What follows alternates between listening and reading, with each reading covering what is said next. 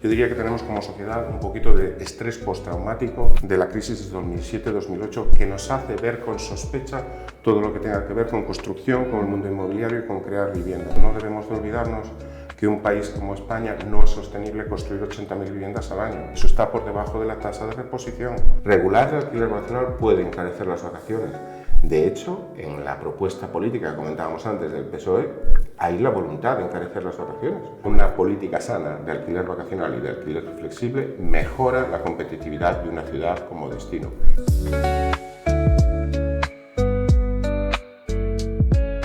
Hola a todos y bienvenidos a un nuevo podcast de Idealista donde analizamos las tendencias inmobiliarias. Soy Paloma Martínez Almeida y formo parte del equipo de Idealista News. Hoy tenemos el placer de contar con nosotros con Juanjo Bande. Es uno de los influencers en cuanto a alquiler vacacional, ¿verdad, Juanjo? Sí. Muchísimas gracias por estar con nosotros hoy en este nuevo podcast y bienvenido. Muchas gracias, Paloma. Es un placer estar conmigo. Os sigo mucho, me gusta mucho lo que hace Idealista, me gusta mucho lo que hace Idealista Adapta. Sabes que mi campo es el alquiler vacacional, el alquiler de corto plazo. Es un campo en el que los datos son especialmente importantes. Y también tengo yo una debilidad por todo lo que hacéis aquí en Idealista con el tema de los datos que me apasiona. El trabajo de Idealista Data y Daniel es súper interesante. Muchísimas gracias. ¿Eres arquitecto? Sí. Pero desde 2014, 2015, digamos que en los años duros de la crisis inmobiliaria te reconvertiste y empezaste a apostar por el sector del alquiler vacacional. ¿Por qué? Sí. El alquiler vacacional, el alquiler de corto plazo, yo me gusta definirlo como alquiler digital. ¿Y por qué digo digital? Porque es un alquiler que transacciona digitalmente. Estamos acostumbrados en el mundo de hoy a hacer muchísimas de nuestras transacciones digitales. A nadie le asombra que hoy hagamos una transferencia de muchísimo dinero con el móvil o presentemos nuestra declaración de la renta con 4 clics. Es absolutamente normal. En cambio, un contrato de alquiler convencional implica 17 papeles, 4 visitas a una oficina, un aval y no sé qué cosa. ¿Por qué? Un tema como la presentación de nuestros impuestos lo podemos hacer online y un alquiler no lo podemos hacer online. Es un punto de dolor, un punto de falta de eficiencia en general de la sociedad, creo, ¿no? Y la característica principal que tiene el alquiler vacacional, el alquiler de corto plazo, con la incorporación de plataformas que incorporan la transaccionalidad, fue un alquiler que se convirtió en un alquiler de transacción digital. Y eso fue lo que realmente revolucionó el sector del alquiler de corto plazo y el alquiler vacacional, que no nació ayer. Esto no lo inventaron las plataformas en el año 14. Las familias en España alquilaban un piso en Benidorm en los años 60 sin ningún tipo de problema. Esto no se inventó entre ayer. Pero lo que sí que ha ocurrido es la incorporación de esa transaccionalidad ha transformado ese nicho del sector inmobiliario. Me parece que eso es un indicador adelantado de lo que va a pasar en otras partes del sector inmobiliario. Me parece que hemos vivido la entrada de la transaccionalidad digital en muchísimas partes de la sociedad, en muchísimas partes de nuestra vida, y en la parte inmobiliaria es, digamos, la que más se ha resistido. Y yo creo que la revolución que vamos a vivir en los próximos 2 décadas va a estar en esa parte, ¿no? En la parte de la transaccionalidad digital. Y eso es lo que me atrajo del mundo del vacacional, del mundo del corto plazo, que fue el primer punto de muestra de esa transformación. También en tu página web, en general, das consejos de cómo invertir en este sector y si es rentable o no. Si nos puedes comentar un poco al respecto de la rentabilidad y de cómo invertir para quien nos esté escuchando, para una persona que tenga una vivienda que la quiera dedicar al alquiler vacacional, ¿qué consejo le darías? Yo creo que el consejo más importante que hay que tener en cuenta hoy en día es que hay que desmitificar una serie de ideas preconcebidas que se han montado en torno al alquiler vacacional. Parece que muchas veces decimos que el papel lo aguanta todo y a veces parece que el alquiler vacacional lo aguanta todo. Dice, ponlo ahí, que malo será que no venga el turista. Eso no es una forma correcta de llevar un negocio de alquiler vacacional. Afortunadamente existen muchas formas de información y existe la manera de saber de manera adelantada si un producto va a tener una salida o no va a tener una salida. Y ese es el primer consejo, no todo vale. Y el segundo consejo importante es que nuestro tiempo también vale. ¿Qué quiero decir con esto? Una persona que piensa en hacer alquiler de corto plazo, alquiler vacacional de una de sus propiedades, puede tener la tentación de hacer las cuentas económicas únicamente de los ingresos y gastos monetarios, pero si eso le implica una dedicación de tiempo, ahí también hay un coste de oportunidad que se va a ver reflejado o en la vida profesional de esa persona o en la vida personal, con dejar de hacer otras cosas. Y eso también hay que tenerlo en cuenta, porque hay veces en los que al tener en cuenta esas dos ecuaciones, la solución puede ser, oye, que no me merece la pena meterme, que sí me merece la pena meterme o que sí me merece la pena meterme contando con la ayuda de un property manager, una empresa de property management que colabore conmigo en la gestión de mi propiedad. Yo no puedo gestionar mi propiedad, pero mi propiedad sí que tiene sentido para la explotación de alquiler de corto plazo, la pongo en manos de una empresa de property management y igual que confío pues, en una gestoría para que me haga la declaración de la renta, pues mi empresa de property management me va a ayudar con las partes que yo no pueda asumir y entonces en ese caso puede tener sentido. No caigamos en la trampa de decir, oye, ha entrado este dinero y ha salido este dinero, la rentabilidad ha sido esta, porque el tiempo dedicado también hay que contarlo. Y esa es una de las grandes razones que en el pequeño propietario provoca que la persona acabe quemada, porque no se reconoce a sí misma el tiempo que dedica. Y eso no es sostenible a largo plazo. El 1 de julio de 2028 será obligatorio aplicar el IVA en alquileres turísticos, sí, aunque no se ofrezcan servicios propios del sector hotelero, como puede ser el desayuno o la limpieza. ¿Qué opinas al respecto? A ver, es un tema muy caliente políticamente, porque aparte de esta obligación de 2028, hay ahora mismo en trámite una propuesta del Partido Socialista para adelantar esa obligación e incluso aplicar un tipo del 21 y no el 10% como tiene el resto de servicios hoteleros, ¿no? Yo creo que en el mundo del alquiler vacacional, en el mundo del debate sobre el alquiler vacacional se nos están mezclando muchas cosas y principalmente el tema de la vivienda. A mí personalmente el IVA del 10% no me parece mal en principio, porque es el que tienen todos los servicios hoteleros, es el que tiene un hotel y si conceptuamos el alquiler vacacional como un servicio hotelero, pues al final hay muy poca diferencia en el servicio que obtiene el inquilino turista.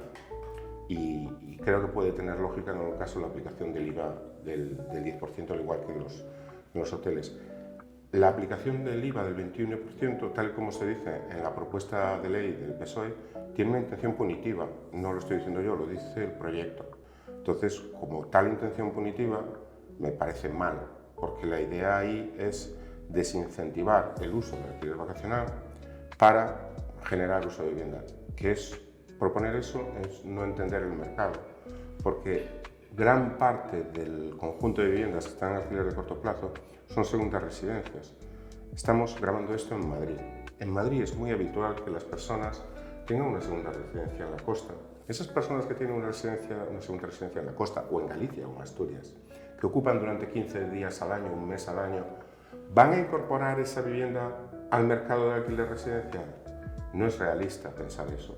Por otra parte, todas esas personas han realizado todos sus proyectos vitales contando con un mundo donde eso era perfectamente posible. Nada hay escrito para que digan que una familia de Madrid no puede tener un piso en la playa en Benidorm. O sea, no solo no hay nada escrito, sino que todo nos ha llevado a eso. Es una cosa que en muchos casos se entiende como normal.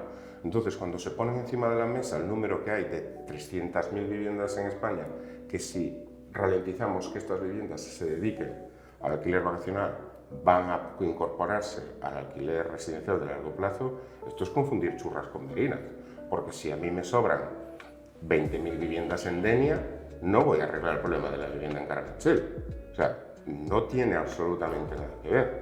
Entonces yo creo que me gustaría hilar esto con lo que decíamos al principio de la conversación. Hoy en día tenemos muchas formas de tener datos.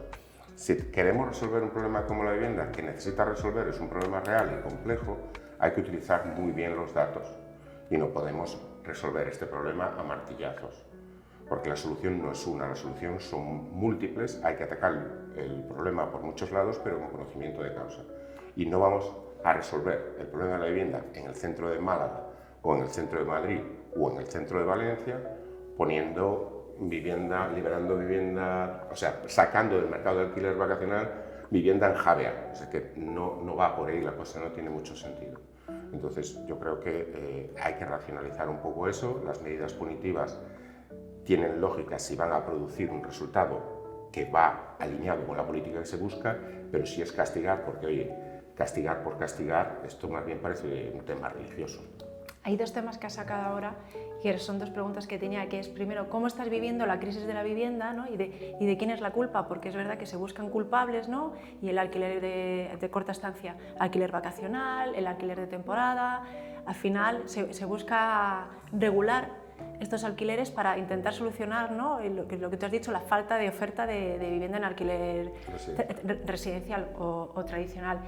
¿Cómo estás viviendo tú entonces la crisis de la vivienda? Yo la vivo con mucha preocupación, porque yo personalmente creo que una sociedad funciona cuando una generación disfruta lo que construyó la anterior. Es decir, las ciudades no las hemos construido los que estamos vivos hoy, son un proyecto colectivo social que ha sido construido durante cientos de años. Y creo que tenemos que entender la sociedad de esa manera. Tenemos que intentar resolver el problema de la vivienda, no para nosotros los que estamos vivos ahora, sino también para el futuro. Y lo vivo con mucha preocupación. Creo que hay muchas personas hablando de esto y recientemente también ha salido en YouTube una conversación que ha tenido cierto alcance con Javier Burón, un experto sobre este tema, que aunque en muchas cosas no coincido con él, sí que hay una cosa en la que coincido, y es que no se puede hablar de una solución. El problema de la vivienda no puede tener una solución porque es un problema muy complejo y que hay que atacarlo por muchos campos. Y yo creo que eso es el primer paso que tenemos que dar. Darnos cuenta que es un problema complejo y que vamos a resolver prácticamente de un modo generacional, ¿no? Que nos va a llevar tiempo resolverlo. Yo creo que hay muchas cosas que están ahí y si tengo que resumir una de las más transversales y que toca a todas las cosas, yo diría que tenemos como sociedad un poquito de estrés postraumático de la crisis de 2007-2008 que nos hace ver con sospecha todo lo que tenga que ver con construcción, con el mundo inmobiliario y con crear vivienda. Y eso nos hace tener un sesgo en contra de eso, que dice, no, eso mejor no. Incluso dentro del mundo de la arquitectura, que a mí tanto me apasiona, vemos como una tendencia mucho más hacia todo aquello que tenga que ver con cualquier otra cosa que no sea la construcción de nueva planta.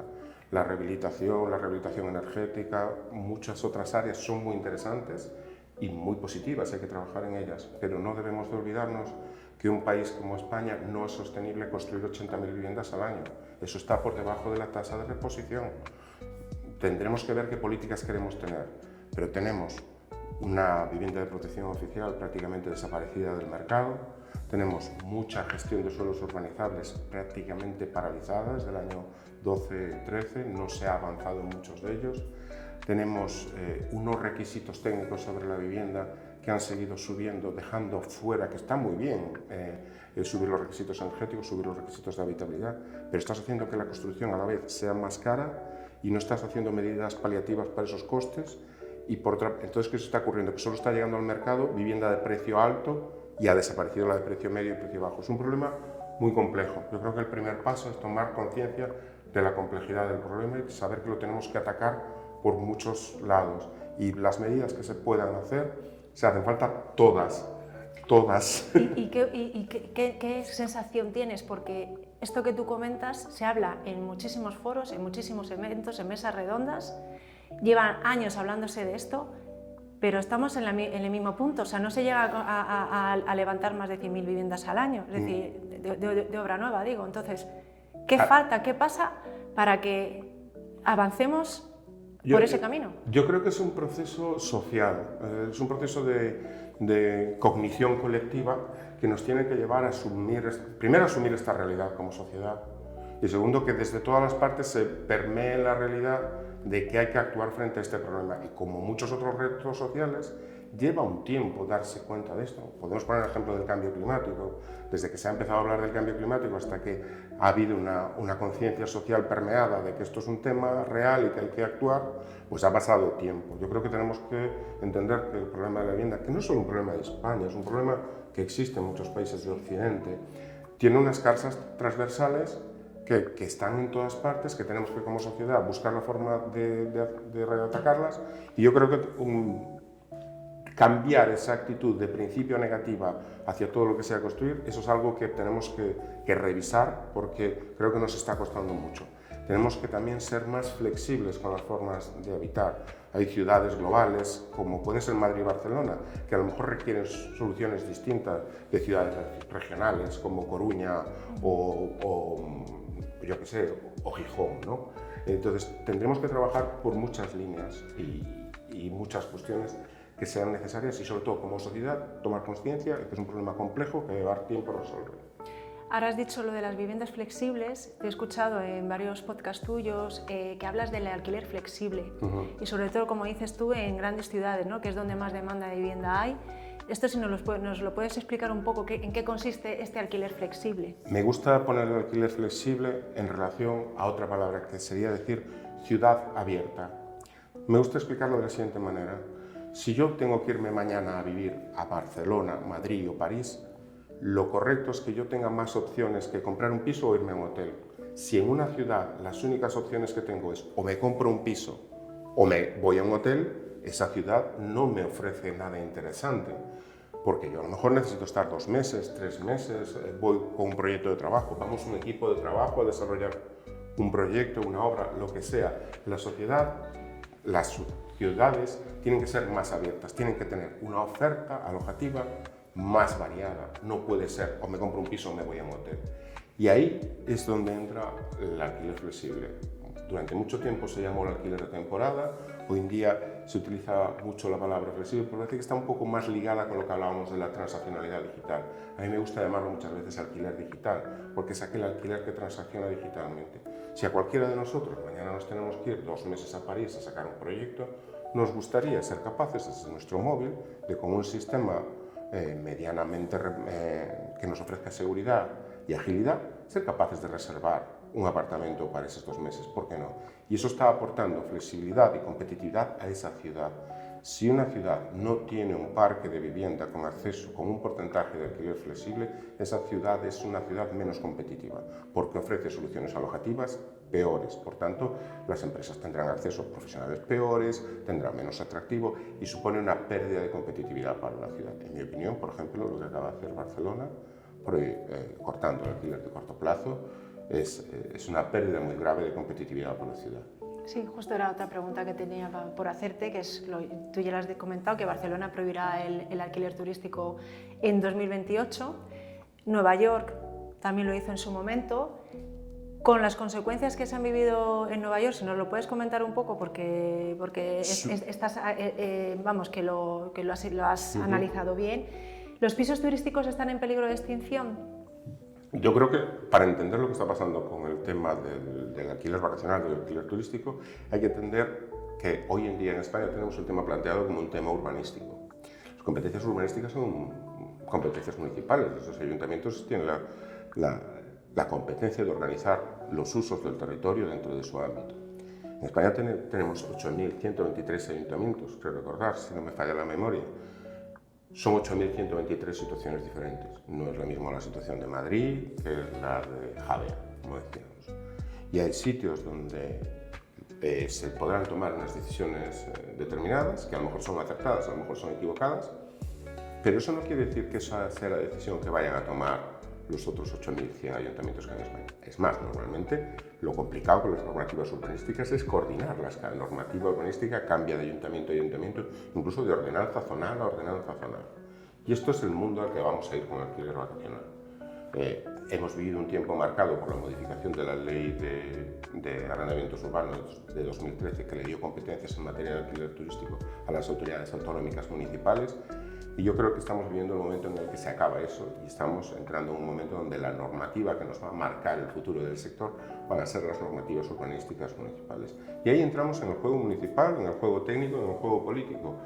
Cada ayuntamiento tiene sus circunstancias, cada ayuntamiento tiene sus circunstancias sociales, turísticas, económicas e incluso políticas. Y encontraremos ayuntamientos que serán más favorables a esto y ayuntamientos que serán menos favorables a esto.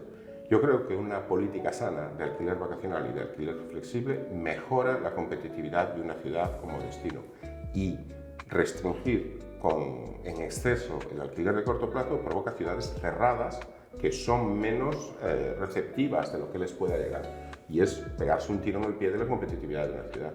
Pero también veremos eso, ¿no? El juego de ciudades que suben, ciudades que bajan. Pues oye, hace unos 20 años Málaga no tenía la potencia que tiene hoy la tiene. Pues igual que una ciudad sube, una ciudad puede bajar, ¿no? Y eso es lo que veremos que pasará. Ahora abrimos la competencia de los 8.100 ayuntamientos de España a ver quién lo hace mejor y quién lo hace peor. Y el caso de Nueva York, que sí, que también te he escuchado, sí, pues por ver cómo ha evolucionado una vez que prohibió los... Muy significativo, ¿no? Es decir, eso es en Nueva York se ha defendido durante mucho tiempo la prohibición del alquiler de corto plazo, incluso personificado en la figura de Airbnb, ¿no? Vamos a prohibir Airbnb.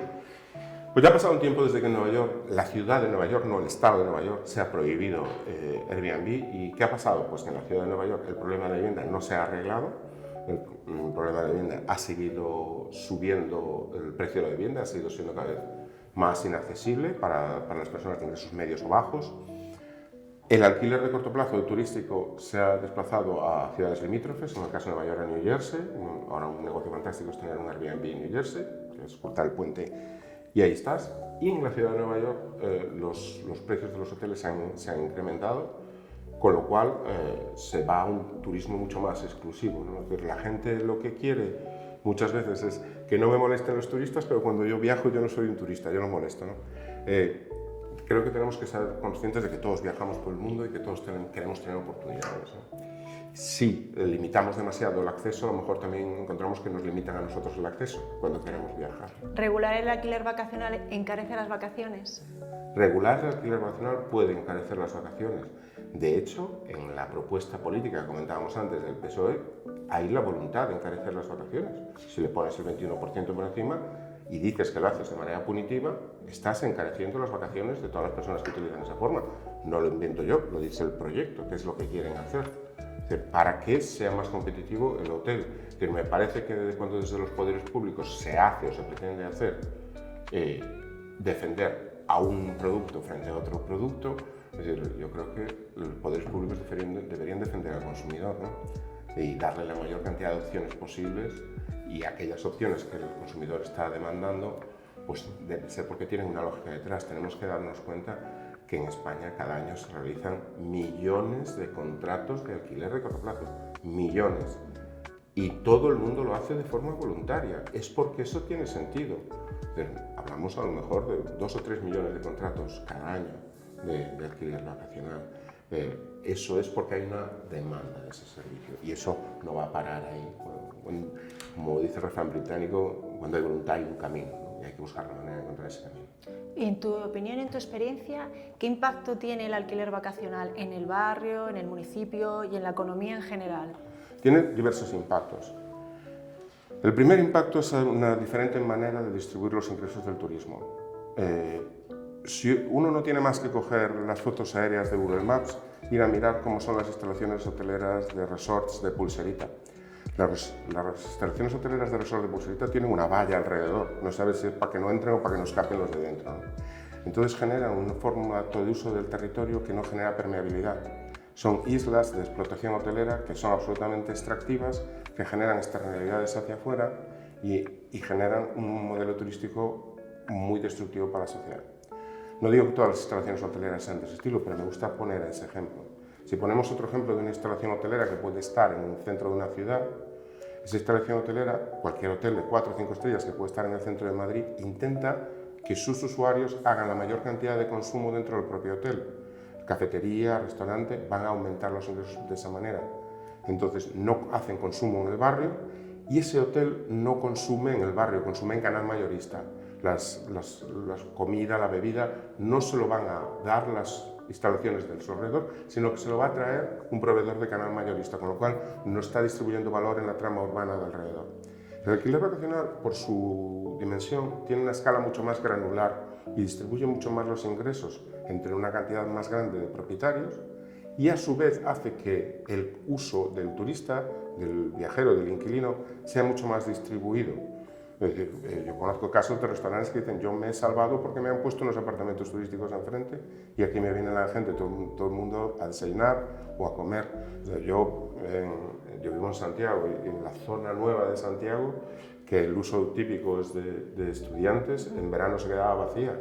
Y yo he visto cómo el supermercado donde iba a comprar, pasó de estar vacío en verano, que no haber allí nadie, a tener actividad, ¿no? Entonces yo creo que bien regulado, bien organizado y bien entendido por la sociedad y conviviendo con otras medidas para resolver el problema de la vivienda, una buena política de alquiler turístico, de alquiler de corto plazo, puede generar una distribución de los ingresos turísticos mucho más permeable y construir ciudades más abiertas que permitan que los que nos quieren visitar, los que quieren convivir con nosotros, lo pueden hacer de una manera mucho más estable, porque el alquiler vacacional tiene unas estancias medias que suelen ser del doble de las estancias hoteleras. Las estancias hoteleras son muy cortas, las estancias de alquiler vacacional son más largas.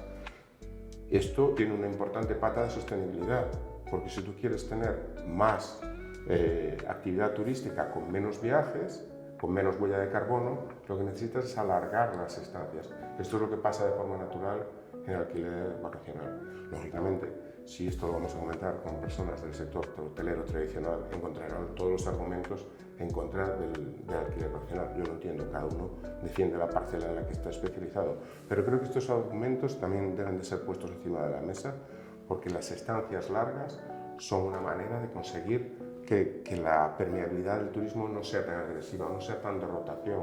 Por ejemplo, estamos muy acostumbrados a hablar que un turista que genera mucha sensación de saturación es el de cruceros, ¿no? Porque viene mucha gente junta, están 4 horas y luego se marchan.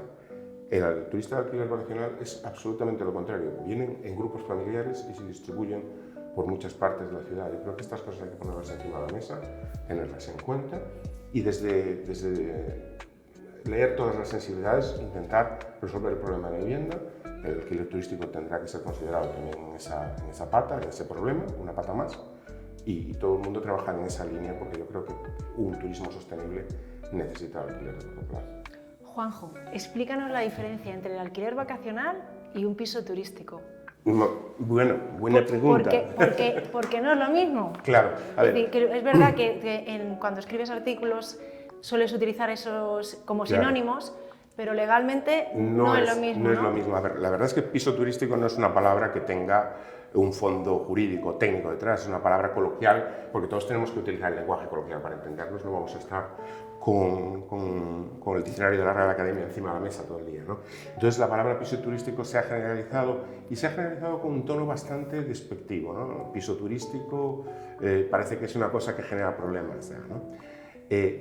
Realmente lo que tenemos son viviendas de alquiler vacacional, o viviendas de uso turístico, que se registran en la autoridad turística de la comunidad autónoma correspondiente, ¿no? Este es el modelo jurídico en el que hemos estado hasta hace poco. Era una vivienda de alquiler de corto plazo, de alquiler turístico, era una vivienda urbanísticamente que se registraba en la autoridad turística autonómica para esa variante del uso turístico. Hoy en día, en cada vez más ayuntamientos, no solo es necesaria la licencia autonómica, sino que también es necesaria una licencia urbanística municipal, porque cada vez más normas municipales lo consideran un uso terciario equiparable al hotelero. Entonces, tenemos esa vivienda de uso turístico, que es la palabra quizá más técnica, o habitache de uso turístico en catalán, perdón que no hablo catalán, pero es la palabra en catalán. Es una vivienda que tiene una característica de alquiler de corto plazo. La palabra alquiler vacacional es como más histórica, ¿no? Viene de la época en que todo esto estaba metido dentro de la Ley de Arrendamientos Urbanos como alquiler de temporada con finalidad distinta de vivienda de tipo vacacional, que no tenía ningún tipo de requisito desde las autoridades de turismo en general, en toda España, aunque había algunos casos autonómicos en los que sí podía ser, y simplemente era un alquiler de temporada con finalidad vacacional, sometido a la Ley de Arrendamientos Urbanos como cualquier otro alquiler de temporada. Y de ahí viene la palabra alquiler vacacional, el que no era un servicio, sino un alquiler de temporada con finalidad vacacional. Cuando nos hemos metido en este mundo del alquiler de uso turístico, definido como vivienda de uso turístico, la verdad es que tenemos que reconocer que se ha generado un poco de confusión con las denominaciones, porque tenemos una serie de denominaciones coincidentes, tenemos denominaciones que varían según comunidad autónoma, y yo creo que es perfectamente normal que la gente se haga un lío, porque varían las denominaciones entre comunidades autónomas, entre ayuntamientos, pero la idea esa que tenemos que quedarnos es: el alquiler vacacional era alquiler de temporada con finalidad vacacional o alquiler de temporada que entra dentro de los conceptos de la Ley de Arrendamientos Urbanos, y el alquiler turístico, que ya se nos va más a un producto tipo turístico, como puede ser unos apartamentos turísticos o una vivienda de uso turístico. como tú has comentado, la mesa del Congreso ha aprobado tramitar de urgencia la ley del alquiler temporal, que esto lo que quieren es, justo lo que tú estás diciendo, que es equiparar los contratos de alquiler de temporada a los permanentes y así desincentivar su uso, o sea, sacarlo de la ley de arrendamientos urbanos, ¿no? O sea, al final, regularlo a través de otra ley. Yo creo que eso encaja un poco con lo que estaba diciendo antes, ¿no? Lo que va a hacer es intentar poner un límite al precio del alquiler de temporada para desincentivar que eso se dedique a esas maneras. Yo creo que la consecuencia que va a tener era muy parecida a la que comentábamos anteriormente, es una pérdida de competitividad para esas ciudades. Hoy en día es muy habitual que la gente se desplace por proyectos, por trabajo, y es absolutamente normal que una persona busque una vivienda para 6 meses en Madrid o para 3 meses. Oye, porque tengo un proyecto que me ha salido allá, pues mira, la mitad lo voy a hacer online y me voy allí un mes y arreglo, ¿no? Es normal que haya ese tipo de necesidades. Por tanto, tenemos que buscar que haya la manera de dar ese tipo de servicios. Las ciudades necesitan eso. Yo creo que las autoridades deberían cambiar la forma de pensar y estar buscando que hubiera un mínimo de oferta de ese tipo, no intentar limitarla. Por lo menos conseguir que haya un 5% de parque que esté abierto a alquiler de corto plazo y no lo contrario. Entonces, si esas medidas no van acompañadas de otras medidas para resolver el problema de la vivienda, que como decíamos antes es un tema complejo, en mi opinión son medidas que se pueden quedar en cosmética. Es decir, oye, pues vamos a entrar en esta guerra. Incluso muchas veces implica enfrentar a unas personas con otras, culpabilizar a unos que son especuladores de los problemas de los otros, siendo que la administración que ha tenido la responsabilidad de las políticas de vivienda en los últimos 15 años, ¿qué ha estado haciendo? Es decir, resulta que una persona que es propietaria de un inmueble tiene la culpa del problema de la vivienda, pero una persona que es titular de una cosa que se llama Ministerio de la Vivienda no tiene ninguna responsabilidad. Yo creo que hay que ser un poquito serios y hay que poner encima de la mesa la realidad y tenemos que acompañar todas esas medidas con medidas reales para poner vivienda en el mercado. Tenemos la gestión de los suelos urbanizados prácticamente paralizada. Hay muchos suelos urbanos que no se construyen. En nuestros planes generales, derechos y deberes de los propietarios del suelo urbano, está la obligación de construir. ¿Por qué no se actúa sobre eso? ¿Por qué vemos en nuestras ciudades muchos solares que no se están construyendo? ¿Por qué no ponemos el ojo sobre eso y no sobre unas viviendas que están haciendo una función que es necesaria en el alquiler de temporada? Un solar que está vacío, está dentro de la trama urbana, está ocupando espacio en la trama urbana y no tiene nada construido, no está ayudando a nadie. ¿Por qué no se deriva la presión de los poderes públicos hacia esos solares que no tienen edificación y estamos centrando en viviendas que ya existen, intentando torcer la voluntad de esos propietarios con medidas que no existían cuando esas personas tomaron las decisiones de inversión? Yo creo que aparte esto puede ser una pérdida muy grave de reputación para España como destino de inversión. Y esas son estas cosas que luego a la larga nos acaban generando problemas. Esperemos que haya soluciones más integrales y no se aborde solo el tema por la culpabilización de todo el que tenga que ver con la propiedad. Al final es ley de oferta y demanda, ¿no? Al final tanta demanda hay, cada vez hay más gente que quiere vivir en España, ¿no? Claro. O sea, al final tenemos cada vez más población, luego entonces habrá que empezar a construir, ¿no? A ofrecer más vivienda en el mercado, no tanto desincentivar, sino ofertar más. Hay varios datos muy importantes. Mira, en los últimos 10 años el turismo internacional ha subido prácticamente el 50%. Pero también ha subido una cantidad aproximada el número de extranjeros residentes en España, que es fantástico tener una sociedad abierta y cosmopolita. Pero tú lo que no puedes es invitar a 10 personas a cenar a casa y poner 5 sillas, porque habrá un problema de sillas, ¿no? Pues en este caso igualmente tenemos un problema de vivienda. Ha aumentado el 50% el número de residentes extranjeros, 50% el número de visitantes turistas extranjeros y sobre todo en los últimos 40 años el número medio de personas por hogar ha bajado de 3,7 a 2,5. Tienes muchas menos personas en cada unidad de convivencia. Por tanto, para las mismas personas necesitas más viviendas. Por un lado tienes 3 cuestiones que están aumentando mucho la demanda y tienes la oferta congelada o prácticamente inexistente, que llevamos 15 años que se han construido 80 o 90.000 viviendas al año. Esto así no puede continuar. También estamos viendo algunos síntomas de corrección de eso. Creo que las últimas estadísticas del Consejo Superior de los Colegios de Arquitectos hablaba de que en el año 24 se realizaron 120.000 proyectos de viviendas de obra nueva y es una una medida en la buena dirección, pero hace falta mucho más. Sí, de hecho los expertos dicen que tiene que haber unas 200.000 al año, ¿no? Yo digo 200.000 al año para empatar. Para empatar, porque en España tenemos 27 millones de viviendas y, oye, pues por tasa de reposición, por otro lado estamos subiendo los estándares de lo que le pedimos a una vivienda y se nos están quedando antiguas. Es como los coches, si queremos que los coches tengan 10 años de media, pues cada año habrá que renovar el 10% del parque. Pues en las viviendas cada año tenemos que renovar el 1% del parque. El 1% del parque son 270.000 viviendas al año. Mientras no lleguemos a las 270.000, en mi opinión, no empatamos. Y a partir de ahí tendremos que empezar a recuperar. Sigue habiendo déficit. Sigue habiendo déficit. Hablando otra vez de los pisos turísticos, cada vez más expertos piden que se levanten pisos turísticos, viviendas turísticas en suelo terciario y no en suelo residencial para no restar espacio a la vivienda habitual. ¿Qué opinión te merece esto? Yo creo que son diferentes proyectos. Es decir, hace un rato hablábamos de lo que es el uso de la segunda vivienda, la vivienda vacacional. Yo creo que es muy problemático confundir la vivienda vacacional con el uso terciario. Porque si llevamos la vivienda vacacional al uso terciario, corremos el riesgo de destruir vivienda, terciarizar vivienda que ya existe. Yo creo que los proyectos en suelo terciario pueden tener su lógica y pueden tener su sensatez, me parece muy interesante, pero estamos hablando de proyectos hoteleros de corto plazo que pueden tener su lógica. No estoy en contra de los proyectos de uso hotelero en suelo terciario.